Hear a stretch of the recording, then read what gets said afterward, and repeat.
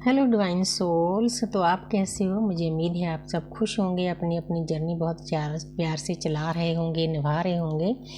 तो आज मैं आपको बताना चाहती हूँ कि हमारी जब सोल अवेकनिंग हो जाती है, किसी भी तरीके से हो, अकेला ट्विन फ्लेम के लिए नहीं, क्योंकि आप वन टीवी पर जाओगे और भी बहुत सारे टीवी हैं। अब पूरी जो अर्थ है वो 3D से 5D में जा रही है। बहुत सारे लोगों की सोल अवेकनिंग हो रही है। आप देखोगे बहुत आपको अच्छा लगेगा। जिन लोगों की अवेकनिंग हो चुकी है उनको समझ में आता है।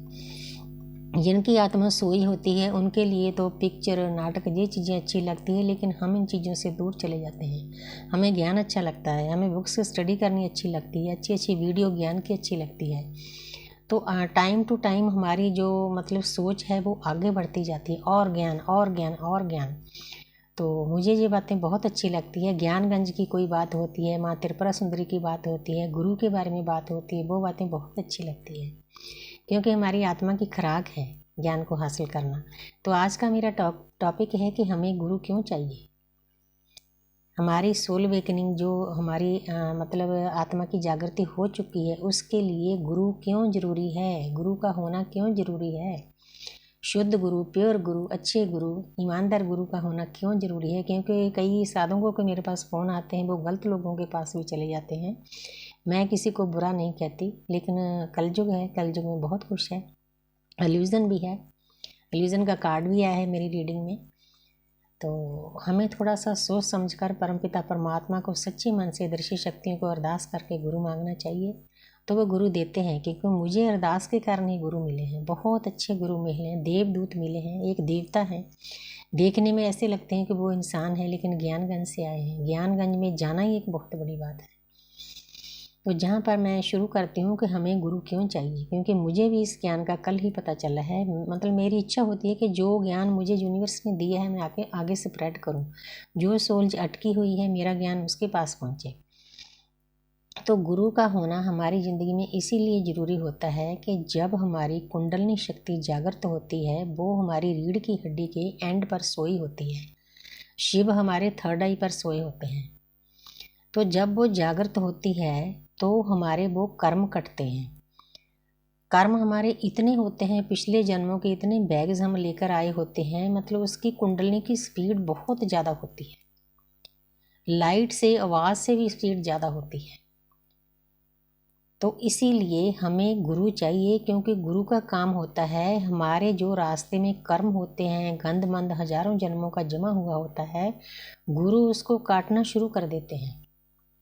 हमारी कुंडलिनी शक्ति को ऊपर जाने के लिए गुरु रास्ता बनाते हैं। तो इसीलिए हमारी इस जर्नी में गुरु बहुत ज़रूरी होते हैं। तो जब वो कुंडलिनी शक्ति ऊपर जाती है, जब उसके रास्ते में ब्लॉकेज होती है, तो वो नीचे फिर आ जाती है। अकेला नीचे नहीं आती। आपने देखा होगा जो बिना गुरु के साए से इस जर्नी में आ जाते हैं, कुंडलिनी शक्ति को शुरू करना देह के यूट्यूब पर देह के शुरू कर लेते हैं, चक्रा बैलेंस करनी शुरू कर देते हैं। इसीलिए मैं हर एक साधकों को बोलती हूँ कि गुरु मांगो। गुरु बिन ज्ञान नहीं हो सकता, भवजल से आप पार नहीं हो सकते। बहुत अच्छे मन से दोनों हाथ फैलाकर अदृश्य शक्तियों से गुरु मांगो, तो गुरु आपको दे दिया जाएगा। और दिया भी इतना अच्छा गुरु जाएगा कि आप सोच भी नहीं सकते कि ये गुरु मुझे कैसे मिल गए।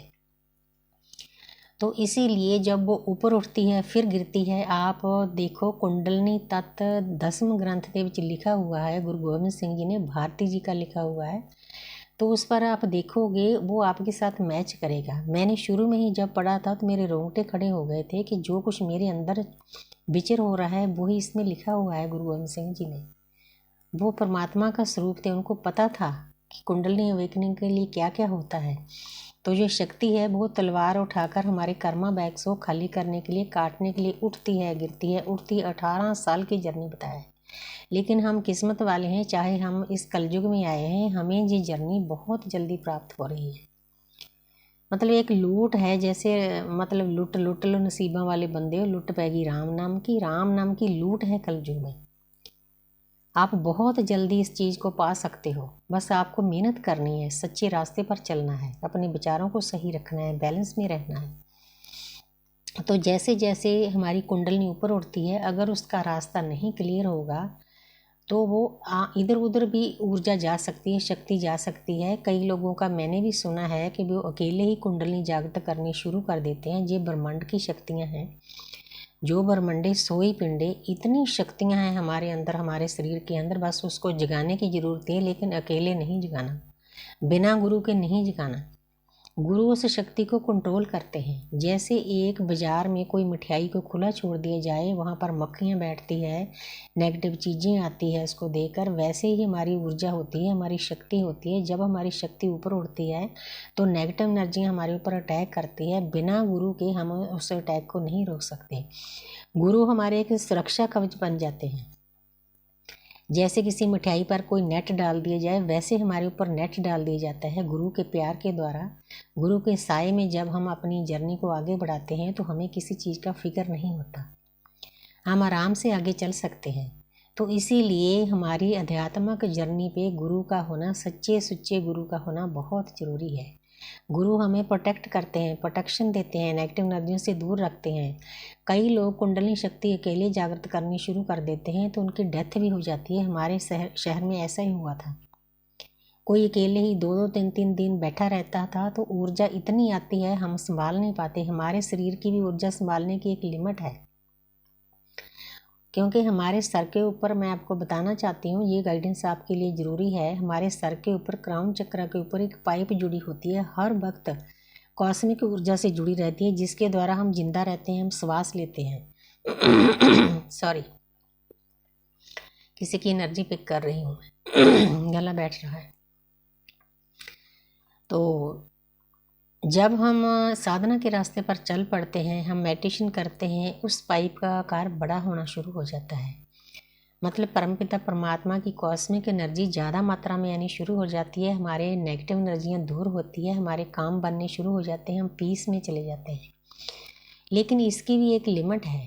तो आपने कहीं, मैंने भी स्टडी किया है, शायद मैं राइट हूँ, स्वामी विवेकानंद थे, मतलब वो बिना गुरु के, मतलब इतनी उन्होंने साधना की, इतनी साधना की, तो वो एनर्जी की पाइप जब हमारे कंधों के आसपास से ज़्यादा हो जाती है तो हमारी बॉडी उसको संभाल नहीं पाती, तो उनको जाना पड़ा, अपना शरीर छोड़ना पड़ा। इसीलिए साधकों को बताना बहुत ज़रूरी है, ये कुंडली शक्ति को जागृत करना कोई छोटा काम नहीं है। बिना गुरु के मत करना,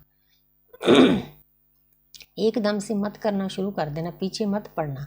आराम से गुरु का आशीर्वाद लेके, गुरु से दीक्षा लेके आप इस काम को कर सकते हो, आगे बढ़ सकते हो। तो आस्ते आस्ते गुरु आपके कर्मों को काटते जाते हैं, आपका रास्ता साफ होता जाता है।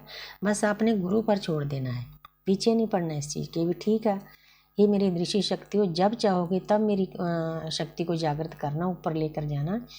तो आस्ते आस्ते करते करते जब हम अपने चक्र को बैलेंस करके थर्ड आई पर